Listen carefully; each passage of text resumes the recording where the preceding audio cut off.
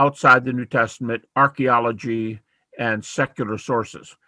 And on the secular sources alone, by the way, I came up with a list of 50 to 60 different morsels of information on the life of Jesus and the very earliest church.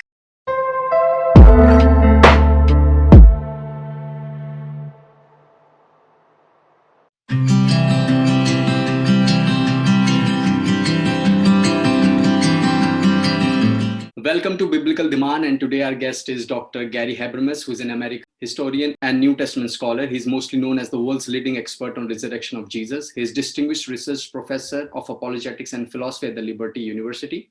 He has authored, co-authored, or edited some 43 books, half of which center on various aspects of Jesus' resurrection. These include Did Jesus Rise from the Dead? And The Risen Jesus and Future Hope, and many.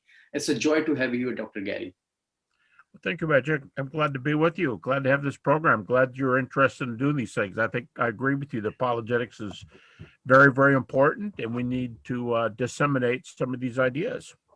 Thank you so much, sir. And as we begin, I want to know your story, that how did you come to know Jesus Christ, and especially what pursued you to follow this topic called resurrection? Well, it's a long story, but briefly, I went through a very profound period of doubt, and it was a pretty in-depth search for two things. Is there any supernatural activity anywhere in the world, or was somebody like David Hume right, and there's no supernatural? So that was one. Is there a supernatural reality? My other big question was, which religion gives the best reasons to believe? If there is a supernatural reality, what ought we to be doing and what ought we to be studying? So those two areas occupied my time. And I studied almost every area you can think of, almost every religion. I visited religious places like Buddhist temples and the Mormon sites here in America, but also Buddhist elsewhere, and actually even after I did my PhD, after finishing my PhD, so I wasn't some young kid. After finishing my PhD, my doubts continued, and that's when I had the time that I've talked about before, some thinking I was getting very, very close to becoming a Buddhist. And what rescued me from all that was my study of the resurrection. And I realized that if Jesus was raised from the dead, that's just not an isolated event, because I'd already studied all these world religions, and there's nothing like the resurrection in any of the world religions. And so if Christ was raised from the dead, that says something about who he is. If God were to raise him, why him and nobody else? Have to have something to do with his teachings. So I started in depth with his teachings and what people said were central teachings and so on. So that's how I got there. It was the interest in the supernatural and in world religions and the resurrection through all of that. And that's kind of what took me out the other side. Wow, that's wonderful to hear that your quest for supernatural led you to in search of God, and you have studied other religions as well, as you mentioned, the Buddhism and Mormonism, but Christianity gave the exact evidences and the right evidences for the belief that there is a supernatural and we call him God, and Jesus is that God. So many atheists claim that Jesus is a myth and he was not a historical figure. And so I want to know, and I want to ask you, what does history tell us about the existence of Jesus? I mean, can you take us through the non-biblical evidences? Since we have the Bible as an evidence, what other non-biblical evidences we have? Well, I wrote a book years ago called Historical Jesus. And in that book, I have an investigation of what did we learn from the New Testament? What did we learn from archaeology? What did we learn from Christian sources outside the New Testament? And what did we learn from secular sources outside the New Testament? And I put a list together of things we could learn from each of those avenues: New Testament, outside the New Testament, archaeology, and secular sources. And on the secular sources alone, by the way, I came up with a list of 50 to 60 different morsels of information on the life of Jesus and the very earliest church. About 50 or 60 reports from nothing but non-Christian sources, counting only non-Christian sources. If you put in the other sources, the other ones that are well accredited, I don't mean just giving a verse and accepting a comment. If you take ones that are well attested from the New Testament, plus these other sources, archaeology and secular and so on, I think I came up with a list of about 130 items. That list of 50 to 60 increased to 130. So we can learn an awful lot about Jesus. And if I could cite probably the best known biblical critic in North America, maybe in North America and Europe, is Bart Ehrman, professor of New Testament, and he's an atheist. Bart Ehrman says, to his knowledge, of the tens of thousands, or maybe he says 10,000, I'm not sure the number, but of the thousands and thousands of teachers of relevant areas, New Testament, classics, ancient history, some philosophers during that period, world religious experts, he says to his knowledge, of all those thousands of professors teaching in schools around the world that he knows, there's not a single one in an accredited college, seminary, or university, secular or religious, and whatever kind of religion, once you say religious, he doesn't know of a single one who questions Jesus' existence. It's taken for granted. And those, now he does talk about a few critical scholars who doubt or deny Jesus' resurrection, who are well trained, but he says they don't have university positions. They're not teaching. So if you only go for people who are teaching in accredited schools, everybody agrees to the historicity of Jesus, because these facts, the 50 I mentioned, and many other sources, for most critical scholars, the two best sources outside the New Testament are Tacitus and Josephus. But I would add many others. There's Suetonius, there's Pliny, there's Marabar Serapion, which is very early. I just read a source note. They might be able to trace him to the 1st century AD. And the satirist Lucian, a couple Roman emperors wrote about early Christianity. We have their letters. So if you put all those together, we know quite a bit about Jesus. And Josephus is very helpful. He talks about James, the brother of the Lord. And that implies an earlier mention of Jesus, which is also in Antiquities by Josephus. But if this is James, the brother of Jesus, that hooks us up with some New Testament claims about James, but it's secular references. Even questions today about whether James's ossuary has been found and what that would say. On the outside of this ossuary, it says, you read from right to left in this language, and it says, James, son of Joseph, brother of Jesus. And there's all kinds of disputes about whether that's biblical or not, but it is archaeology. That's not New Testament. Anyway, putting all these together, Bart Ehrman says nobody that he knows of questions or denies the existence of Jesus in a university accredited position.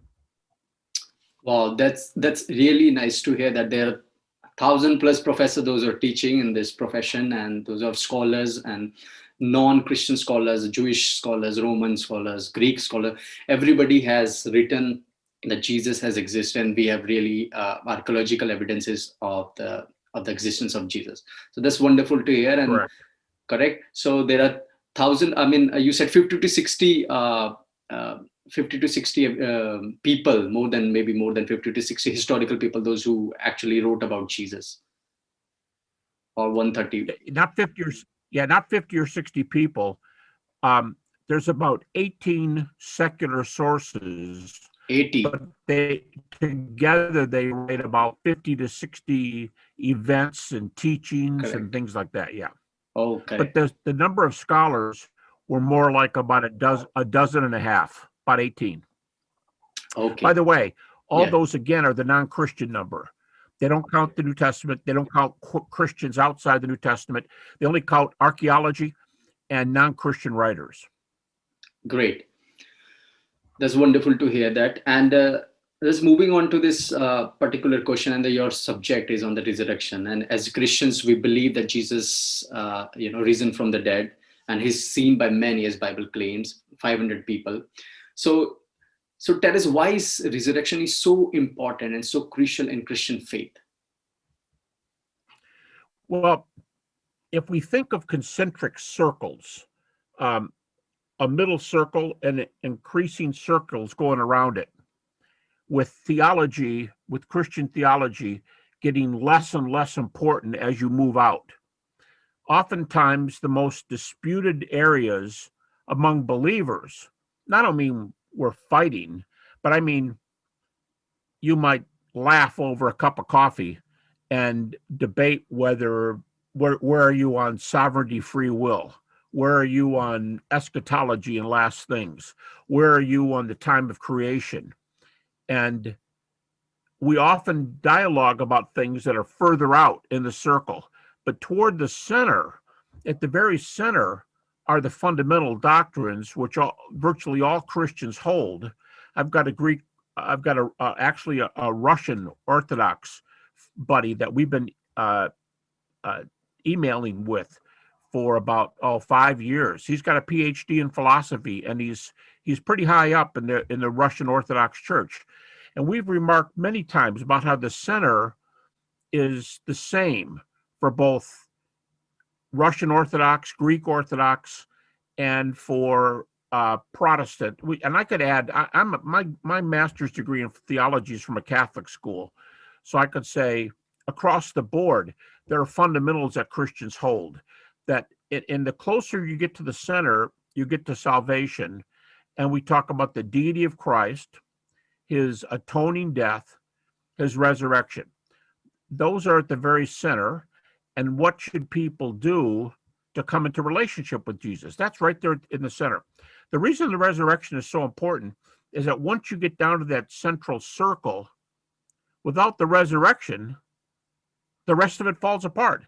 It's like one of those children's games where you put an object together and you put a piece through the middle of it and it holds the wooden apple together or whatever it is you're working on. When you take that core out, the rest of the apple, this wooden apple, it falls apart. And when you take the resurrection up, Paul says, most specifically, 1 Corinthians 15, 12 through 20, 12 through 19, actually, he says, if Christ has not been raised, and then he tells us what Christianity would be like. Twice he says, uses a different Greek word, but twice he says your faith would be vain. I tell people, how many times can you count in the New Testament where someone says, if this happens, your faith is vain? We're not used to saying your faith could be vain. But Paul said, if Christ has not been raised from the dead, your faith is vain. Your loved ones who died in Christ, they've died in vain. Our preaching is false. Our witnessing is false. Jesus never rose. He's a false prophet. So the resurrection is the core that holds that central section together. And like I said, there's nothing like it in the world of religions, nothing comparable. Yeah, great. So resurrection is, it's a core of Christianity. So so have you seen a resurrection in any other religion as in your knowledge? No, I wrote an article years ago published by a Cambridge University Press journal, the Journal of Religious Studies, and it was called "Resurrection Claims in Non-Christian Religions." And what I said was, if you take the founders of the major world religions, now in your country, I guess Hinduism would be more prominent. There's so many Hindu leaders, I didn't know who to pick, but I guess if you pick Krishna as being one of the leaders, or Buddha, or Zoroaster, or a Moses or a David, or a Mohammed or a Jesus. Those are, major religious figures. And when you get a world religions book, their symbols are going to be on the cover, of all these religions. And what I did in that article was I said there are some resurrection claims in some really small groups, a couple of Hindu ones, by the way, but a couple of real small ones. But of the major founders of the major world religions, not a single one of them is even said to be raised from the dead that I could find, even by their Orthodox followers. So Orthodox Buddhists don't say Buddha was raised from the dead. Orthodox Muslims don't say Muhammad was raised from the dead. Orthodox Jews don't say Moses was raised from the dead. Oh, Jesus is the only one raised from the dead. Well, then that caused me to say, if he's the only one that's raised and there's a God and he did this, what in the world was he trying to show us by raising one person from the dead? And then I think you have to start looking at that person's teachings, because there's something clearly different. So anyway, the conclusion of my article, Resurrection Claims in Non-Christian Religions, is that even if somebody had a view like that, it's not enough to say it happened. If you want it to be evidence for beliefs, you have to have reasons it happened. So number one, we don't find that belief in other religions. Secondly, of the major founders. And secondly, even if you did, that's a mile away from proving it happened. So with Christianity, you've got both the belief of Jesus Christ that he was raised and the evidence to back it up. So it's a twofold argument there. Only one backed up by great data. Great. So correct that. I mean, we don't see and we don't read in any other religion that anyone has been resurrected. The names you just said, the great religious leaders, but Christianity is the only one which backs up with the evidence that Jesus existed, he resurrected, and he will, as John says in the book of Revelation, he will come again. Well then, at every stage that you just mentioned, Christianity is evidence. Christianity, just to kind of be objective, just to look at it, no other religion claims data of this magnitude. Nobody else claims to have volume. Just one small example. When I was in school years ago, I was taught not to call the Gospels biographies. They're not biographies. They're special stories of a special man. All right. Since that time, 1990, a man named Richard Burridge at University of London wrote his doctoral dissertation. He's a classical scholar. He wrote his dissertation comparing the Gospels to Greco-Roman bios, Greco-Roman biography. And he made a really detailed argument, arguing that the Gospels are a species of Greco-Roman biography. Well, that raises the genre of the Gospels immediately into the genre of Greco-Roman bios. Now, Greco-Roman writers can make mistakes. They can make errors. It's not perfect because it's Greco-Roman bios. That's not some magical word. And that doesn't prove that the New Testament is without error or perfect or anything else. But all I'm saying is it raised the four Gospels up to a different genre, and we just don't see. And then with all the manuscript backups, I just heard recently hundreds of manuscript portions before 300 AD. If the end of the New Testament is 100 AD, before and those next 200 years, there are hundreds of manuscript portions, and we have most of the New Testament in the papyri alone, the earliest. That kind of data is just unparalleled anywhere else. Correct. The data is so strong that you cannot actually deny the resurrection and the evidences of Jesus' existence. Right? It would seem so, yes. Yeah. So I want to move on to this thing called the life after death. As C.S. Lewis said, that if we find ourselves with the desire that nothing in this world can satisfy us, the most probable expression is that we were made for the another world. So there are skeptics, those who don't believe in the life after death. So how do you respond to that, those who believe like that? Well, I think there's a lot of ways to go after it. The way you were doing it right there, C.S. Lewis, is what he calls a joy argument, the argument from joy. We all have this inexpressible desire for something, and the desire takes us to another world and forever. And we express this Lewis said, we expressed it in our fairy tales and stories like The Wizard of Oz or Pilgrim's Progress. And I'm sure in all cultures there are stories like that of people searching. Even Lewis himself wrote Pilgrim's Regress and did a story himself. That's the joy argument. You can use other arguments for an afterlife. We've been talking about one. If Jesus had been raised from the dead, the New Testament, there's a lot of theology that's said to be based on the resurrection. But the theological belief that's tied to the resurrection more than any other belief in the New Testament, almost 20 times, we are told that believers will be raised like Jesus was raised. So the belief in the resurrection leads to afterlife, eternal life for believers. And then lastly, so that's two, the joy argument of Lewis. By the way, in a survey of one of the C.S. Lewis societies in America, when asked what is the most influential idea in C.S. Lewis, they said it was the argument from joy. That was the most read argument. So you got joy, you've got resurrection. There's other ones, but I would say near-death experiences are by far outside of a New Testament topic, a general religious topic that doesn't prove any religion to be true, but it just shows there's an afterlife.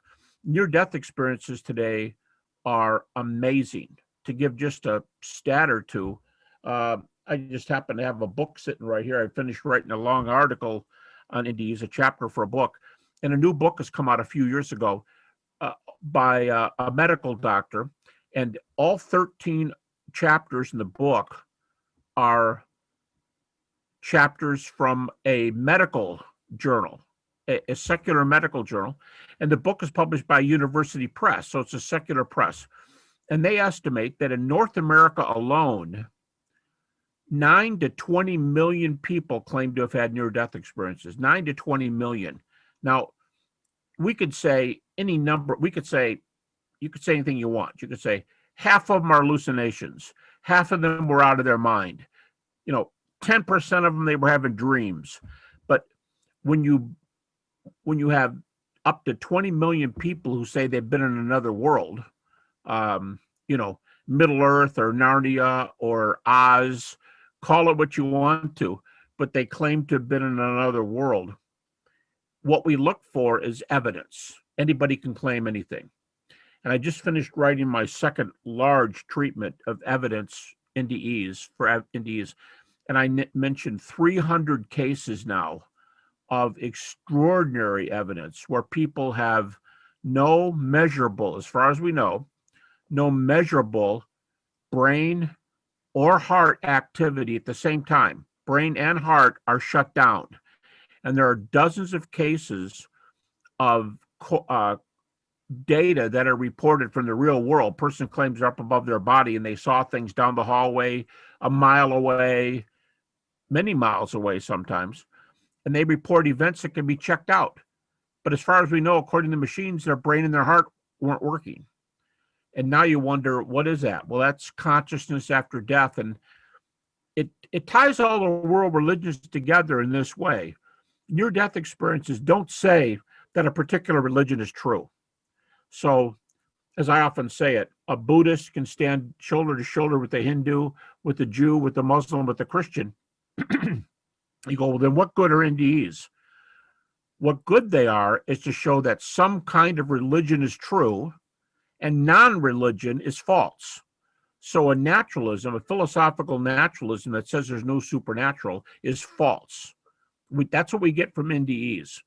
Non-religion is false. Religion is true. Then you have to say, which religion is true? And now we're back to our earlier discussion where you say who's got the evidence. But the NDEs alone, for your question, they don't argue that there's eternal life, but they argue that there's life after death. And some of the arguments last for years afterwards, years after death. That would take some explaining, but the evidence is incredible. Wow, that's really wonderful that I mean, you have written this article also, and there are 300 cases you have mentioned that people have gone through NDE, non near-death experiences, and right. So whether you follow any religion, there are near-death experiences also. Whether you call it hallucination, but people experience such things, and that is the evidence that there is a life after death. Right. Right. So moving on this to this last question, way, which yes. I was just going to say, one of my favorite cases is by an Indian PhD student of mine. Oh, his great. name is Rajesh. We all call him Raj, and brilliant PhD guy. He's got a 4-year degree from Dallas, so he had 27 hours of Greek and Hebrew at Dallas, and now he's doing a PhD for us. And when he was growing up, he's also got an he's got an MA from an Indian university in philosophy, but he was up in a tree when he was about 15 years old, and I think he's about 15 feet off the ground, and he fell out of the tree and landed on his head. And his mother came running out of the house and grabbing him and saying, "Don't die, Raj, don't die, don't die, don't die, don't die." And he's up in the tree, right? His consciousness was still up in the tree. He was looking down on his body, and he kept shouting down to his mom, "Mom, stop crying. I hate it when you cry. I'm okay." And his mom never looked up in the tree and said, "Raj, don't play tricks on me. Come on down here." If you're up, she didn't know he was up there. She couldn't hear him. He was in another world, another dimension. That's kind of what I mean by NDEs. This is not evidenced. His NDE was not evidenced, but he was somewhere where nobody else in this world could reach him. Nobody could hear him, but he's hollering down to his mother. He survived, and he's kind of a joker. And in our PhD class, he's losing a lot of hair on top of his head. He bent his head down, and he showed us the scar down the middle of his head where he hit the ground, and he had to be sewn up. But what's so incredible about that, besides the case that it was Indian, what's so odd about that is he was somewhere else where they couldn't hear him. So right away, what NDEs show, the evidential ones, is there's another dimension, another world, and if it happens, now not in Raj's case, but if it happens when you don't have any brain or heart activity, it gets really evidential. But my only point was just on the base level, it's somewhere else. It's another world. Raj was no longer in the same world his mother was. He thought he was. He thought he was up in the tree, but nobody could see that. So that's just an interesting illustration of what these things show. Yeah, indeed, it's a fascinating scene that happened with your student Raj, and yes, so this was so wonderful to, and definitely NDs is the another dimension where we don't know where we are, but we actually experience that.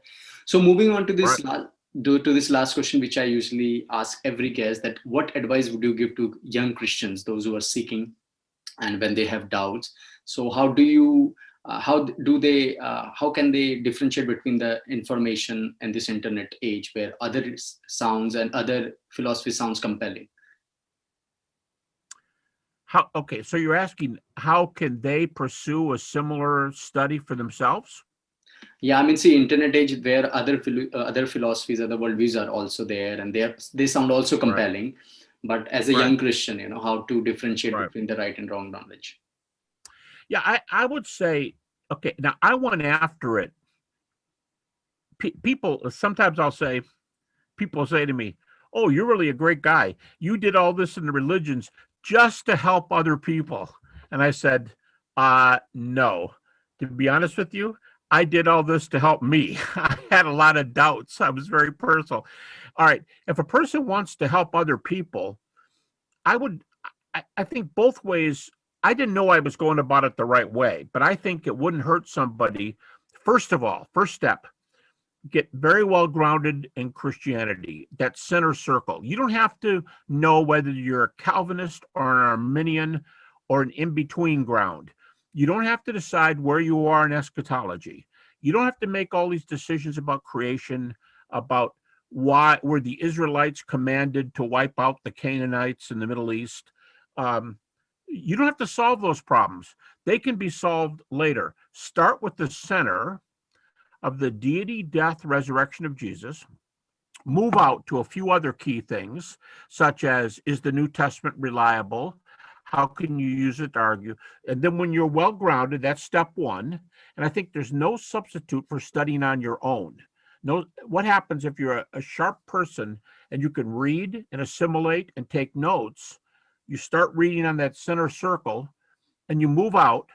And once you're well grounded, then I would say that's the time, second step, to look at other religions, other beliefs, so we can objectively talk about what other people, instead of just saying, you're wrong, and you're wrong, and you're wrong, and you way over there in that country, you're wrong, and you're all crazy. Only in America do we know what we're doing. That's ridiculous. You have to take time, study other religions, know why yours is grounded. Now, if this involves going to graduate school, if this involves getting a doctorate degree, if this involves writing books and becoming a professor, that's fine. But I would say the third step, first one, grounded in Christianity. Secondly, what do other people believe? Now, if you're not going to do the world religious thing, that's okay. I think after step one, you could go right to step two for those people and say, what does resurrection mean for ministry? If you're going to go into the pastorate, let's say, I'd say you still want to get well grounded in the center and now start asking questions like, once I have the evidences down, what do the evidences show? So I might talk about the great disciplines, or I might talk about a prayer life, or I might talk about Christian meditation as opposed to other kinds of meditation, to pastoral subjects. But the more philosophical, religious one, you would do that in between step of studying what other people are saying and consulting people who've come before you, who've already made this trek and have done some very important studies in these areas. So it depends on whether you want to go right into the world religions or philosophy or whether you want to go into ministry. But either way, those first and third steps, get down the center and ask what it means for application to everyday life, to deal in these, we have enough anxieties in everyday life, every country in the world. We have enough anxieties. We need to be paying attention to the issues in our own world. Wow, that's a good advice. And I think that's important advice to get get deeper, have a right knowledge about the Bible and read Bible more and more and make your roots in the Bible. Then if you feel like, you read the other religions, and it doesn't, it's not necessary to read, but whatever you have read, apply on your daily basis. So thank you, Dr. Gary, once again for joining me. And it was really a good conversation with you. Well, Roger, it was excellent. I appreciate you coming. I'm going to tell you, I've done a lot of interviews, hundreds of interviews, and very few interviewers are as organized and have as good an outline and as good a process as you want to go through. I think you took us through that. If I were trying to take somebody through a process, I would do it the exact same way. How did you get started? What's the center? What do you do? What do we do? That was excellent. I think you did a great job. Thank you so much, sir. Thank you.